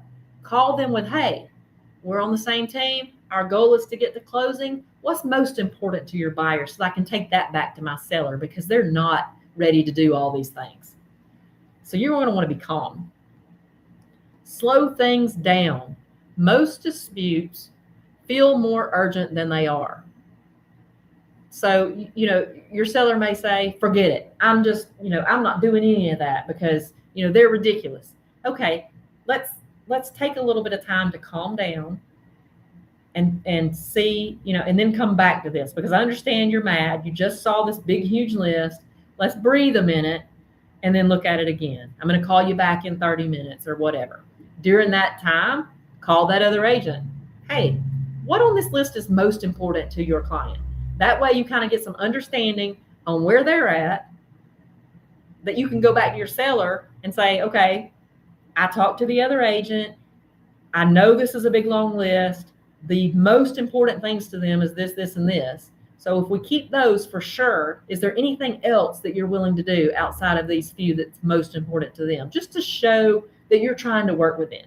And then go back with the adjusted list that you've hit the hot points for the buyer, and maybe you did a little extra with, whatever little thing it might be. Focus on the contract. The purchase agreement governs the relationship between the buyer and seller. When there's a dispute, the contract is the answer. Also, involve your broker early. They have experience in these situations and may have relationships with the other brokerage that could help. That is why it's important for you guys to be out social with other agents. I am guilty as the day is long of not doing this, but every single Tuesday, agents are having open houses all over our area. There's food, there's prizes, there's might be gift card giveaways, there might be desserts. These are an opportunity for you to go and meet that other agent, look at the house they have for sale, give them any feedback of what you think about the house, enjoy lunch, maybe win a gift card, maybe meet another lender that you can have in your arsenal of lenders that, your pool that you go to. And I mean, that making that friend with that other agent could be what causes them to accept your offer over somebody else's. They may go to their seller and say, hey, I have met this agent. She is super sweet. She's with a company that is very reputable. I know the lender that she works with. Actually, it's a lender that she picked up at my open house. This looks solid to me. I've never met this other person. I don't know this lender they're working with. I would advise you to see if we can make this deal work over that one. So meeting those other agents is important. At the board office, they have monthly luncheons there where they have some kind of instruction on, different things that they may have a termite company come out. They may have an inspector come out. They may have a lender come out who's going to give a talk presentation that's useful information. You're going to have lunch. You're going to mingle with a bunch of other agents that work in our area. It's very likely that you're going to end up working with them at some point. And you're going to try to build those relationships. Again, real estate is all about relationships. What if the seller refuses to remove their personal property, Tim? Appliances. I'm trying to confirm the selling movement, and normally I just hit why.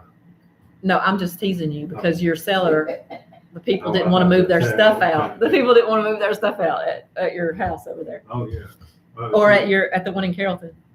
Well, they're saying that they just Don't have the money or whatever. don't have the money, but So you want to make sure it's in the purchase agreement. Go in your Showing Time app and you can confirm it there. I would think that Make sure would. that I would automatically confirm. there you go. Make sure that your purchase agreement explicitly lists every item that is included. If the buyer wants the refrigerator, the contract must say so. This is being proactive, ahead of the problem. You don't want that seller to walk off with the refrigerator if it's supposed to be in the deal. Also, I've had times where sellers pulled the stove, sellers pulled the dishwasher, seller pulled the refrigerator. And I go back to them, hey, these things are included. This is why it's important, too, to have your seller's property disclosure as part of your contract, because that shows what's staying with the house. If you don't have that seller's property disclosure on your contract, you have nothing unless you wrote it in special steps that the stove is staying, that the refrigerator is staying, that the blinds are staying, that the doorknobs are staying, that the mailbox is staying. If there's nothing in the contract that says it stays, it does not have to stay. So it's important to attach that to the contract. But when that happens, you call the other party, hey, these things were listed in the contract to stay. We're closing at X time. You need to get them back over here. And I mean, that's going to cause some intense panic for the other party, but hey, they knew what they were doing. So let's say that the buyer wants out of the deal and they don't have a valid contingency to get them out.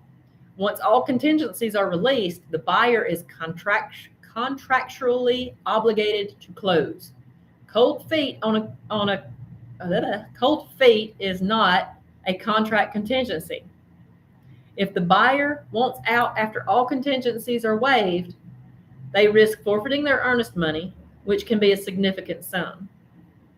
And that's why on the seller's side, it's always good to get as much earnest money as you can, because if that buyer backs out, that's your recourse, is whatever their earnest money was. I thought you normally put 1%, but That is a good rule of thumb, to have 1% of what your purchase price is. Your job is to explain their legal exposure. If you cancel now without a valid contingency, you not only may forfeit your $10,000 earnest money, but they may have legal recourse against you, causing you to close. You need to speak to a real estate attorney before you make that decision so that you understand all of the recourse options. Sometimes buyers just need to be talked through their anxiety. Don't assume cancellation is the only option. Address the underlying concerns first. Earnest money disputes. When a deal falls apart, the question of who gets the earnest money is often contentious. The earnest money, which is either held by the closing attorney or the broker, generally goes to the buyer if they canceled under a valid contingency, or the seller if the buyer defaults without justice. However, this is not always clear. Most contracts require both parties to sign a release before the escrow holder can disperse the funds. If they can't agree, the escrow is held and all parties must either mediate or litigate. Involve the broker immediately when there's a earnest money dispute.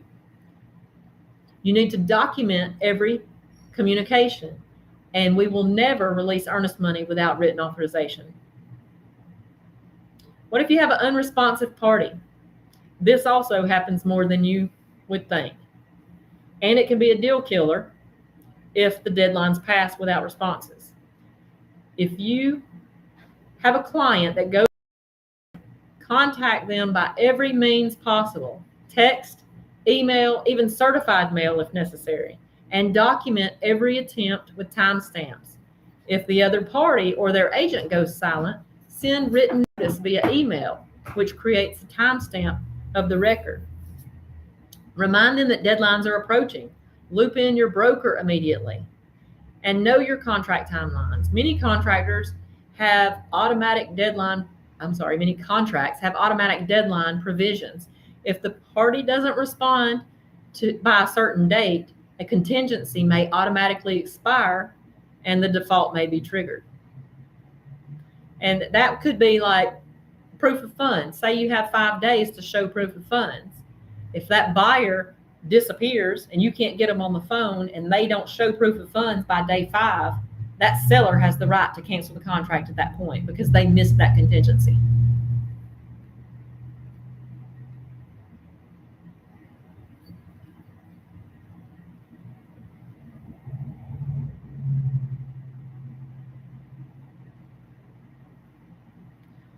De-escalation is a skill. When a client is furious, validate their frustration before problem solving. I completely understand why you're upset. Let's take a breath and figure out the best path forward. Trying to solve a problem while they're still venting will feel dismissive. Give them 60 seconds, it says, then redirect to the contract and the options. The contract is the facts of the deal. There's no emotion in that contract. So your client's upset, let's go back to the contract and see what we agreed on. Here it says blah, blah, blah, blah, blah, blah, blah. So we are contractually bound to do whatever it says.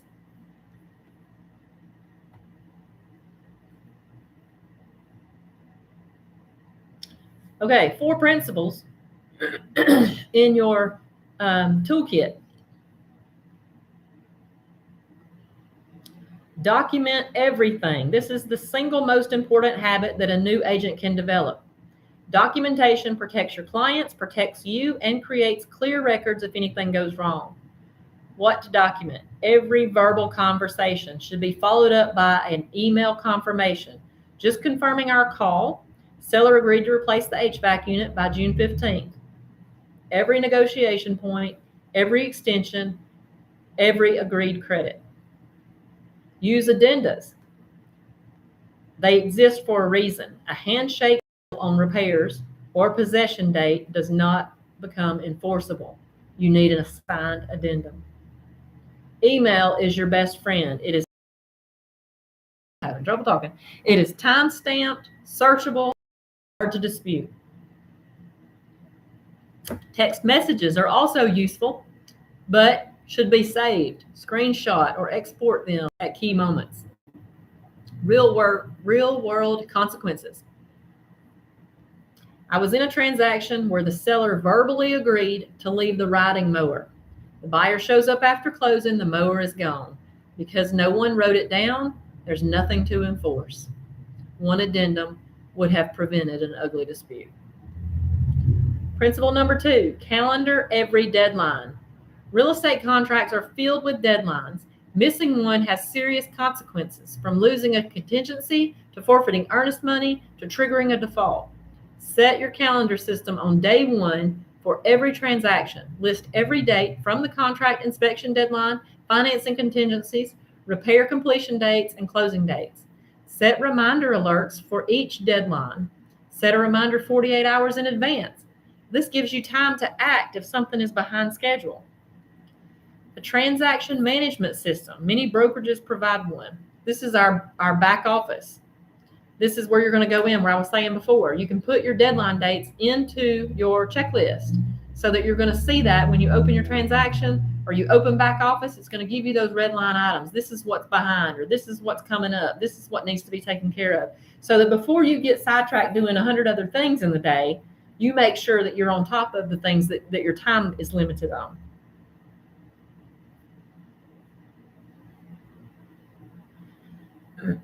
If a deadline is going to be missed, get that extension in writing before the deadline passes, not after. Principle 3, know your contract. The purchase agreement is the governing document for everything that happens in a transaction. Agents who know it, typo here, I'm like, cold, what? Could resolve disputes faster, negotiate more efficiently, and protect their clients better. Read the entire contract, not just the price and the closing date. Understand the contingency language, the default provisions, the dispute resolution clauses, and the personal property inclusions. Know your state-specific contract forms and how it's different from other state forms. In Georgia, the standard contract has specific timelines and remedies that differ from what you've heard from agents in other markets. When in doubt, call your broker. They've read hundreds of these contracts and can tell you in 5 minutes what may take you an hour to research. Principle number 4, build your team. We've been talking about this all through this training. No transaction is managed alone. Your success depends heavily on qualified people who you work with. Your core team should be your trusted lender, your reliable inspector, your closing attorney. How to evaluate team members. Can they communicate clearly and quickly? Can they pick up the phone? Do they solve problems or create them? Have they helped you close a difficult deal?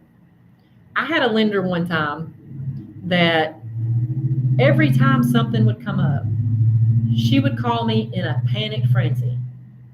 It got on my every last nerve. I don't like that. I don't like for somebody to be freaking out to me. I already have my client who I'm having to calm. I should not have to calm a professional as well. I need a lender who's going to be proactive in seeking solutions and problem solving, not somebody who's going to freak out on me and think the deal is dead for every little thing. So I took them off my list. I'm like, that's somebody that I don't care anything to work with because I don't work that way. Now, somebody else may get along with them great, thinking, hey, I appreciate that you called me with this problem, and now we're going to jump in, and together we're going to figure out a solution. That's fine. I don't mind working with a lender to find a solution, but I don't want to be the solution for every single problem they have. I got other deals that I'm working. I'm busy. I need for them to do their job. Blah, blah, blah, blah, blah. Team quality directly impacts your client's experience. A slow lender, an incompetent inspector, or a disorganized closing attorney can turn into a nightmare. And your clients will blame you. You are their direct contact that's going to catch everything.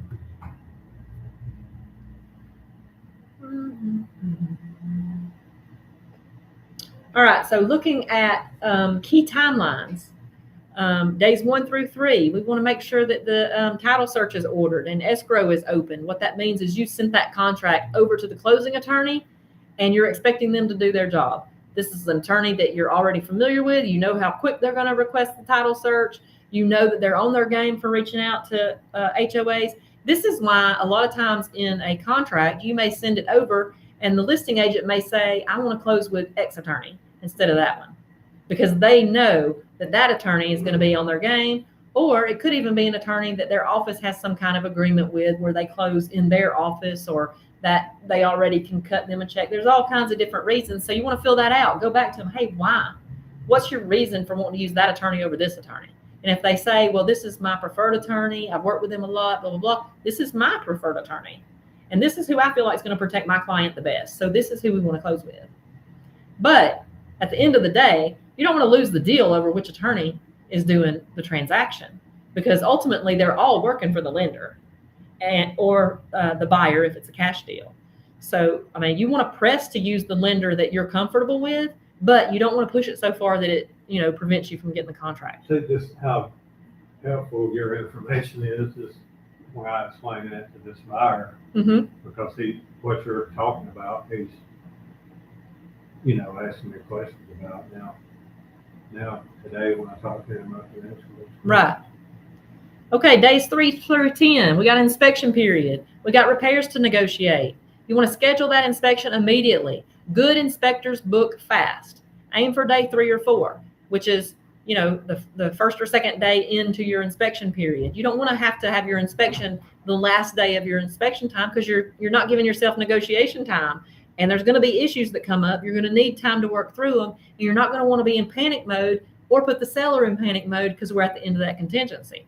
We want to make sure we allow time for everything. After the report is delivered, review it carefully. Sit with your client and prioritize repair requests before submitting anything to the other side. Now, usually the inspector is going to email that report to the client. If it's an inspector that you work with regularly, they may email it to you and to the client, which is what I prefer. That way I can look through it. This is going to be online, Tim, where you can reference it back if you want to. Okay. You're going to want to look through it, and your buyer may call you and be like, oh my gosh, they found so many different things. You're going to want to diffuse that. Okay, give me a few minutes. I'm going to look through it, and then I'll call you back and we'll discuss what the issues are. That gives them some time to calm down, gives you some time to know what you're talking about as you're reading the inspection report. Then you're going to want to work on your repair addendum. Negotiate and execute before the inspection contingency deadline. Never let this expire without a written agreement or a written waiver. What that written waiver means is basically you're doing an extension on that inspection time so that you guys can negotiate the repairs. Appraisals. The lender orders the appraisal, typically within the first week, but it may not be completed until day 14 or day 21, depending on the appraiser's availability. In some markets, appraisers may be backlogged and it may take longer. Ask the lender to order it as soon as possible. Now, sometimes the delay on that is going to be the buyer not paying for it.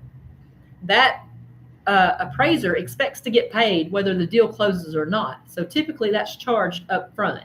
Some lenders will go ahead and pay the appraiser and then get their money from the buyer to reimburse. Some's going to set up a portal where the buyer's got to go in and click a link to enter their information to pay for that appraisal. So again, it's good to use a lender you're comfortable and familiar with so that you know what their process is When along the line are they going to do that so that you can have that client prepared and ready?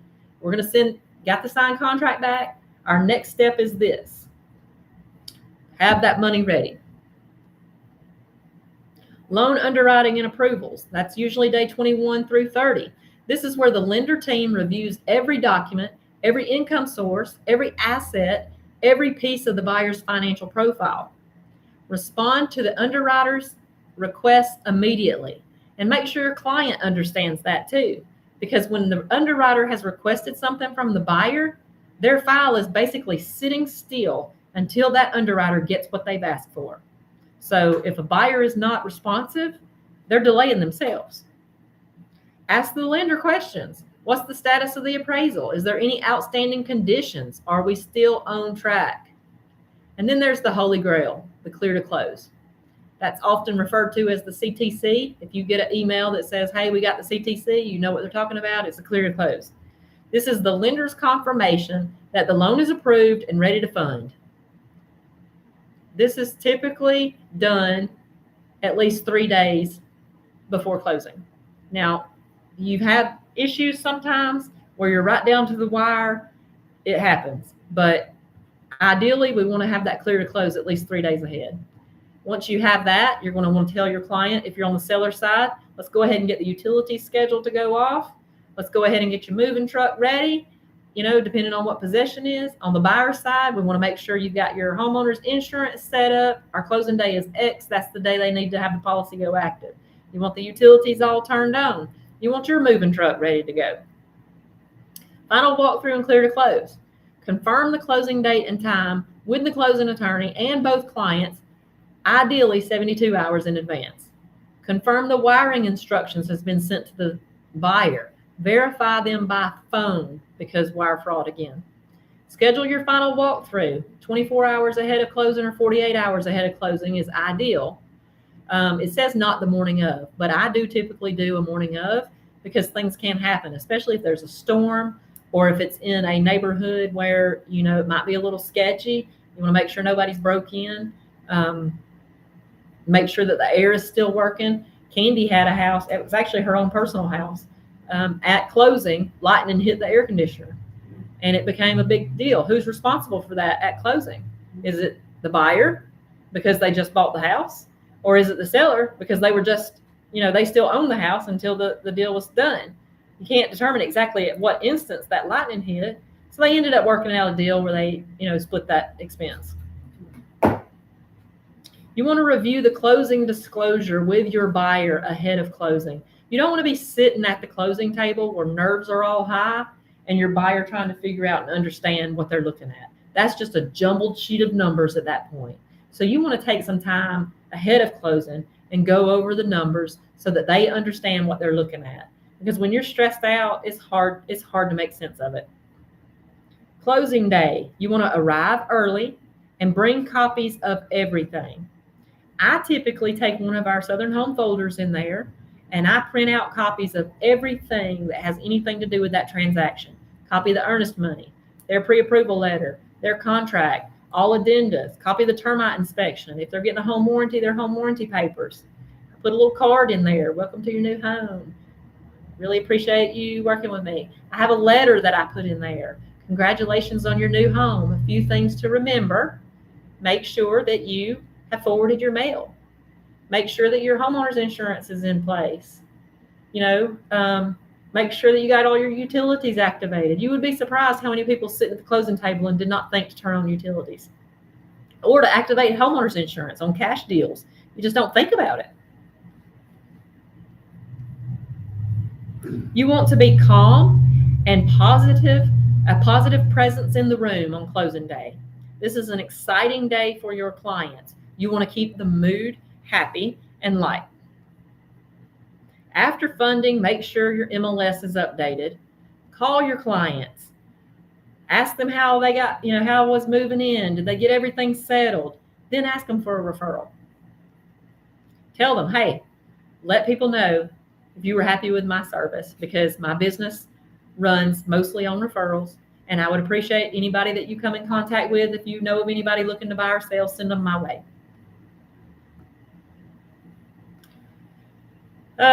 Okay, so red flags. This is situations that require immediate escalation. As a new agent, we're almost to the end, guys. Sorry, it's going long. As a new agent, your first call should always be to your broker when you have red flags. Red flag number 1, that buyer goes silent on lender requests. When a buyer stops responding to the lender document request, the loan pipeline stops and so does the transaction. Buyers are sometimes embarrassed about their financial situation. Maybe they're overwhelmed by the document requirements, or maybe they're dealing with a personal crisis. Contact your buyer directly and find out what's going on. Sometimes they don't realize the urgency. If they avoid the lender for financial reasons, the delay may be that they're in deeper trouble. You need to know now, not on closing day. The urgency. Every day the lender doesn't receive a requested document is a day lost. If the financing contingency expires, the buyer loses their protection. So you may need to remind the buyer that.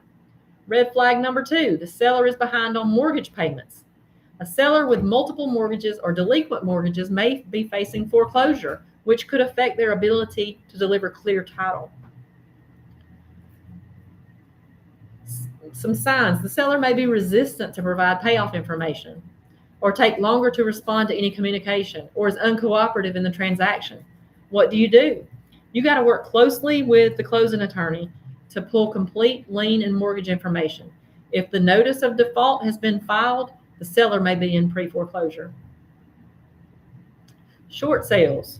If the home is upside down, meaning they owe more than what the property is worth, you may be dealing with a short sale situation, which requires lender approval and a significantly longer timeline. Another red flag, active mold, structural damage, or illegal electrical. These are not just inspection items. They can be lender disqualifiers and habitability issues. Lenders, especially VA and FHA, will not approve a loan that has active mold or a significant structural issue or code violation. The property must be remedied for loan approval. The deal is not necessarily dead, but it may require a price adjustment, seller-funded remediation, or switching to a different loan type. Legal electrical or illegal electrical. Knob and tube, aluminum wiring, or unpermitted panels. Consult your broker and potentially a licensed electrician before advising your client. Red flag number 4, appraisal gap over 5%. A 1 to 2% gap is manageable and common. A 5% gap on a $400,000 home is $20,000 plus. And that's a problem that can change the financial structure of the entire deal. Options narrow significantly at this level. Buyer's cash reserves, seller flexibility, and lender programs all come into play. Escalate to your broker and discuss all options before calling your client. You want to present options, not problems, and not panic. Red flag number 5, contested judgment liens. A lien with a contested amount means 2 parties are disagreeing about how much they owe, which can prevent the payoff and close without legal resolution. These situations often require a real estate attorney and can take weeks or months to resolve. Do not necessarily kill the deal, but you need to know about it early. If discovered in the final week of a 30-day escrow, you're in serious trouble. The sooner you know about it, the better, so that you can communicate with the other parties and find a resolution. Red flag number 6, parties communicating through third parties. When a buyer starts relaying messages through their uncle or a seller through their adult child, communication becomes distorted and decision-making becomes unclear. Clarify early. For this transaction to go smoothly, all communication needs to go through me and the other agent directly. Are there other parties involved in the decision-making? If so, know this up front. If it's happening, address it with the other agent and establish a clear communication protocol in writing. I've had it happen where a buyer and a seller ended up talking amongst themselves, negotiating things outside of the agents. And me and the other agent had to go to them and say, hey, any deals that you guys are making are not enforceable. So you're doing yourselves a disservice by working things out verbally amongst yourselves. I know we want to trust each other. I know we want to put value in our handshake. But this day and time, you can't, if something goes wrong, you've got nothing. We have to have it in writing. So please always communicate through me. Let me communicate with the other agent. Let the other agent communicate with their client. Repeated closing pushes without written extensions. A verbal will close next week. Assurance without a signed extension leaves both parties legally exposed. The original closing date may still be enforceable, meaning the contract could technically be in default. Never agree to a closing delay without a signed extension addendum, period.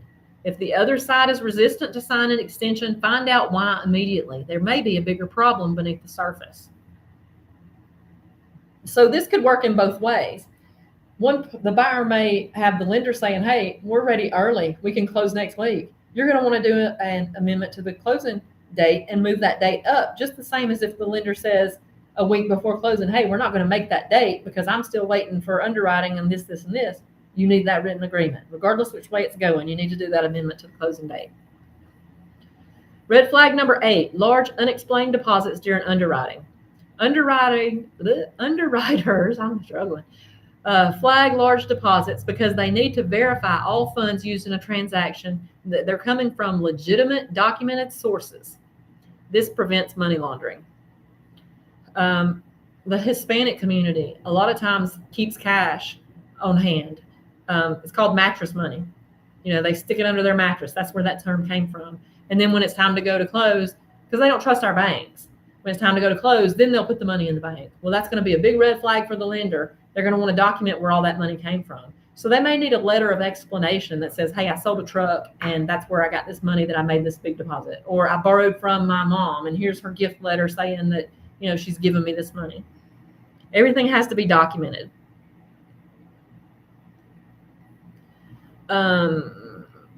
Same things that I just said. Undisclosed, undocumented deposits can delay or kill a loan approval. Warn your buyers at the start of escrow. If you receive any large amounts of money before closing, call me immediately before depositing it. So there you go. Don't be spending any money without letting me know ahead of time, because I'm going to tell you no. And don't make any large deposits. Two big no-nos there. Pre-closing checklist. Walk through each item on the checklist with, it's telling me to do this with you. All contingencies released in writing. Every contingency must be formally released before closing, in writing and signed by the buyer. Verbal releases don't exist. Now, on our contracts, say for instance, you have an amendment to address concerns. I've had the occasion where at closing, the lender requires an amendment that says all parties understand and agree that the repairs were made to the buyer's, satisfaction. And everybody signs it. That closed that contingency then, because all those things still needed to be done before closing. And it was just hanging out there. Some lenders require it, some don't, but it is a good practice to always have. And if you do that pre-closing inspection, you know, at that deadline of when the things were supposed to be done, right then you can let the other party know with that amendment that everything's done to their satisfaction. We're happy. Here you go. Here's our letter that says so. They sign it. You sign it. Everybody's good. Confirm that any repair agreements are fully executed by both parties and that they agree of how the work will be done or how the credits will reflect in the closing figures. File the addendum in your transaction management system and confirm with the closing attorney that they have a copy. Lender issued clear to close. This is the green light from the lender. Without it, there's no loan, no closing. Pursue this aggressively, starting at day 21. And this is assuming you have a 30-day closing. When you receive your clear to close, celebrate internally, but keep working on your checklist. Title commitment, delivered and reviewed. The title commitment, sometimes called a title binder, is the title company's commitment to insure the property. It says review it with your client, but typically that's done between the attorney and the lender, because for the lender to have the final clear to close, they have to have clear title. So that kind of works hand in hand. Make sure any title issues are addressed before closing. Closing disclosure reviewed by the buyer 3 days prior. We have a legal requirement for that closing disclosure to be delivered 3 days, and that's called our TRID guidelines. That's federally regulated. So the buyer has to have a copy of what their numbers are going to look like 3 days ahead so that they can review it and approve it. This helps prevent any issues with errors that could cause loan delays. It makes sure the buyer knows how much cash they're going to need for closing, gives them time to get their wires in, lets them see confirm the purchase price, know what their lender fees are, make sure the credits are correct, basically making sure all the numbers are right in the transaction, and they have 3 days to look at that and review it. So with the federal government saying, I'm going to give you 3 days to review it, again, this is why it's important that you go over that with your client, because they need to understand it. The government sees that it's so confusing that they think you need 3 days for it. You certainly need to discuss it because you're seeing it for every deal. Final walkthrough scheduled and completed. Schedule your walkthrough 24 to 48 hours ahead of closing. Again, I still like to do mine the day of closing. The buyer is verifying that the property is in the same condition as when they signed the contract, and they have agreed already that all the repairs are completed and all items that are included with the sale, like the appliances and the fixtures, are present. If anything is wrong, you have time to fix it before you go to the closing table. And that's why it is important to do it 24 to 48 hours. But again, stuff does happen on closing day or the night before, and I just always like to have my buyer for sure that, on that day they're getting it in the same condition. At or after closing, the buyer's wire instructions are confirmed. This is going to be ahead of closing for us. You're going to want to make sure that the buyer's, this is talking about if the buyer's getting anything back. So the buyer will provide wiring instructions to the closing attorney if they're getting anything back at the table. You want to make sure that their wiring instructions are correct, because once that wire goes out, it's really hard to pull it back. The seller provides keys, garage door openers, codes at closing. This seems obvious, but it's often forgotten in the excitement of closing day. Remind the seller through their agent, or you directly if you're on the selling side, for them to bring all the keys, the garage door openers, the mailbox keys, the gate codes, the alarm codes, any smart home access that needs to be transferred at the closing table. Make sure they bring it to the table and make sure it actually does get handed off to the buyer at the appropriate time. Make sure any seller credits are reflected in the closing disclosure. If the seller agreed to any credits, repair credits, closing cost credits, price adjustments, verify that these appear correct on the closing disclosure. A missed credit discovered at the table can cause delays and frustrations. Try to catch it at least 3 days before. Post-closing occupancy agreements is executed. If the seller is remaining in the property after closing, confirm the post-closing occupancy agreement is signed and dated and includes a daily rent amount, the last day of occupancy, security deposit terms, and condition requirements. MLS status changed upon confirming funding. Do not change the status in MLS to sold until the transaction has funded, meaning the wire has been received and confirmed by the closing attorney. In some markets, recording happens on the same day. In others, it takes a few days, so know your local practice. Typically, we fund same day in Georgia. Sometimes there may be a lender delay with a wire. If you've got a late afternoon closing and the lender has closed at 5 o'clock, that wire may not go out until the following day. But typically, we do fund at the table same day. Thank you, follow-up, and referral request planned. The close of transaction is the beginning of relationships, not the end. Plan your follow-up, a handwritten thank you card, a small closing gift, a check-in call at day 30 and at 6 months. When the moment is right, ask if you know anyone thinking of buying or selling. I'd be honored to help them. This is how you build business. Very good. How about that? Remember that every problem is solvable. And use these 4 principles. Document everything. Calendar every deadline. Know your contract and build your team. That's going to be what makes your real estate career successful. And remember too that your attitude is contagious. Your clients take emotional clues from you. If you panic, they panic. If you're calm, confident, and focused, so are they, and they will trust you. Right now, every scenario is hypothetical. After your first 10 transactions, you'll have lived through most of them. After 50, you'll handle them instinctively. Be patient with yourself, ask for help, and learn from every deal. Thank you guys for your time and engagement. Any questions?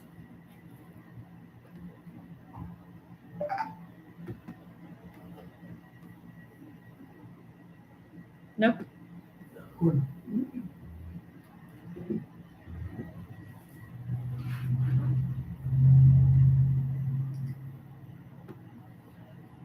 The only reason why I do have a question. Our lenders that we